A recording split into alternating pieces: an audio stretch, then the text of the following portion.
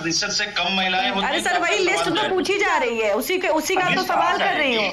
आ जाएगी। अच्छा, आप दूसरा आपने IRCTC का कहा।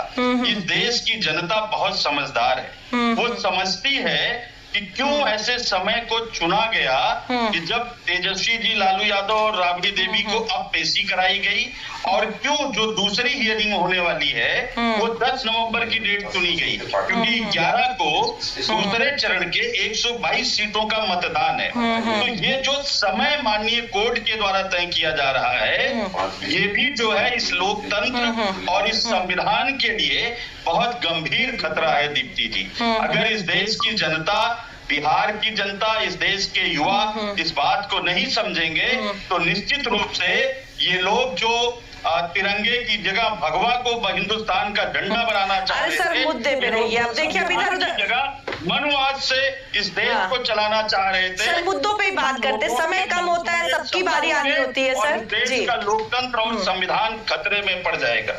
ठीक है, ठीक है। हमारे साथ बीजेपी के वरिष्ठ नेता संदीप बंसल जी हैं। संदीप बंसल जी, देखिए, कांग्रेस के प्रवक्ता कह रहे हैं कि दरार तो एनडीए में दिखाई दे रही है तमाम बयानों में। क्या एनडीए में ऑल इज वेल है? वही सवाल जो मैंने कहा था, जिसको लेकर आप कह रहे हैं कि मैं कह रही हूँ सब ठीक है, लेकिन मैं सवाल कर रही हूँ सर कि क्या एनडीए में सब ठीक है? पांडे जी मुझे लगता है अनुभवी व्यक्ति हैं, सिर के बाल कम हैं उनके। उस अनुभव के आधार पर उनको ये देखना चाहिए कि 40 लोकसभा सीटों में से 30 मोदी जी ने मेरी जगह दाढ़ी बनाई थी, 30 लोकसभा की सीटें, दोनों से रिक्वेस्ट करूंगी। 30 लोकसभा की सीटें एनडीए गठबंधन जीत चुका है। उसके हिसाब से 183 सीटें तो भारतीय जनता पार्टी और उसका गठबंधन जीत रहा है।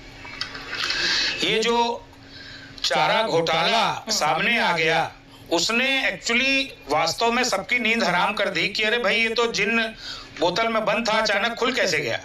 इसका फैसला कोर्ट करता है, भारतीय जनता पार्टी या सरकार नहीं करती। ये कोर्ट करेगा इसका फैसला कि कब उसकी तिथि लगेगी और कब नहीं लगेगी। ये तिथि भारतीय जनता पार्टी नहीं तय करेगी, ना सरकार तय कर रही है। अब अगर घोटाला किया है, भ्रष्टाचार किया है, तो भुगतना तो पड़ेगा। और यही बिहार की जनता है जो आपको लोकसभा में तो कम से कम एक दल को 3 सीटें मिल गई, एक को 4 मिल गई, लेकिन अब जब ये विधानसभा का चुनाव होने जा रहा है, इसका परिणाम देखिएगा, बहुत भयानक होने वाला है। आप सबके लिए जो इस भ्रष्टाचार में शामिल है, खासतौर पे राजद और उनके सहयोगी कांग्रेस, सभी के लिए ये चुनाव एक अलार्मिंग चुनाव है। पूरा देश देख रहा है और अब देश माफ करने वाला नहीं है। भ्रष्टाचार पर चुनाव होने जा रहा है, ये गलत आचरण पर चुनाव होने जा रहा है। ये चुनाव सिर्फ और सिर्फ इसी भ्रष्टाचार पर चलेगा। जहां एक तरफ नीतीश कुमार जी का सुशासन है, मोदी जी की नीतियां हैं जो पूरे देश में काम कर रही हैं। पूरा देश ये देख रहा है कि कैसे पाकिस्तान को धूल चटाई। कहने को आप कुछ भी कहते रहें, आप कहेंगे कि साहब हम विपक्ष में, मेरा तो काम ही है विरोध करना। ऐसा विरोध नहीं होना चाहिए। जो काम सही हो उसकी तारीफ होनी चाहिए। और सही ये है कि देश को जो प्रधानमंत्री मिला है, उस 47 के बाद से और आज तक मोदी जी जैसा प्रधानमंत्री ना कभी भारत में मिला और आएगा, इसमें भी अभी संदेह है। तो इसलिए मोदी जी का जो करिश्मा है वो भी बिहार में काम करने वाला है। लोकसभा में तो 30 जीते थे एनडीए का गठबंधन, इस विधानसभा के चुनाव में देखिएगा 200 के ऊपर पार होने जा रहा है। आपके ज्यादातर जो उम्मीदवार होंगे उनकी जमानत बचना मुश्किल हो जाएगी, ये मैं आपको दावे के साथ कहना चाहता हूं। आने दीजिए परिणाम, और 6 तारीख का पहला चुनाव होने दीजिए, 11 का दूसरा होने दीजिए।